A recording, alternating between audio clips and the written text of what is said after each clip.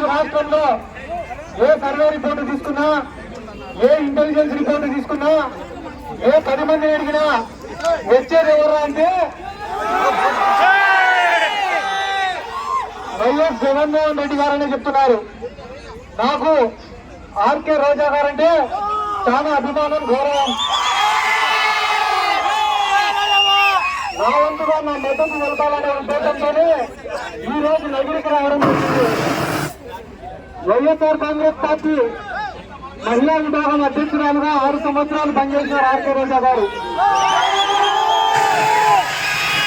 2 సార్లు ఎమ్మెల్యేగా, మంత్రిగా మీ అందరి అభిమానంతో, మీ అందరి సహకారంతో మన రాష్ట్ర చరిత్రలోనే ఆర్కే రోజా గారికి ఒక ప్రత్యేకమైన గుర్తింపు ఉంది.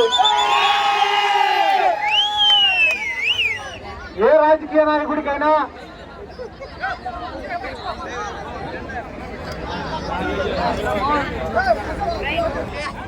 రాజకీయాల్లోకి వచ్చిన కొత్తలోనే ఎదురు దెబ్బ తగిలితే నిలదొక్కుకోవడం చాలా కష్టమైన పని.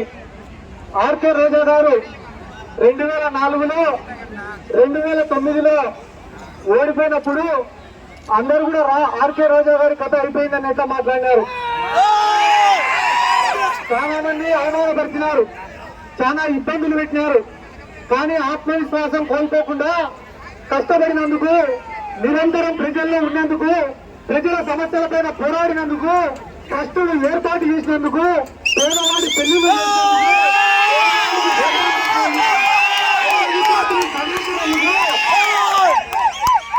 24 గంటలు 365 రోజులు కష్టపడినందుకు ఈ రోజు ఆర్కే రోజా గారు ఈ స్థాయిలో ఉన్నారు. 25 సంవత్సరాల అలుపెరుగని పోరాటం ఆర్కే రోజా గారి జీవితం. ఎవరినైనా కూడా ఆర్కే రోజా గారి పోరాటాన్ని గొప్పగా పొగుడతారు. 25 ఏళ్ళు పోరాడితే దాన్ని ఒక పోరాటం అన్నా కూడా ఒక అర్థం ఉంటుంది. కానీ మన రాష్ట్రంలో పవన్ కళ్యాణ్ అని ఒకడు ఉన్నాడు.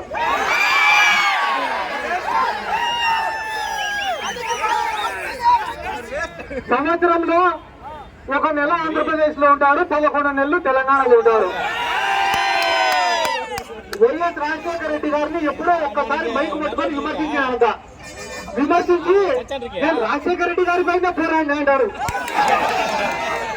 ఒక్కరోజు మైకు పట్టుకొని విమర్శిస్తేనే పోరాడినట్టయితే తెలంగాణ కోసం కేసీఆర్ చేసింది ఏమంటారు?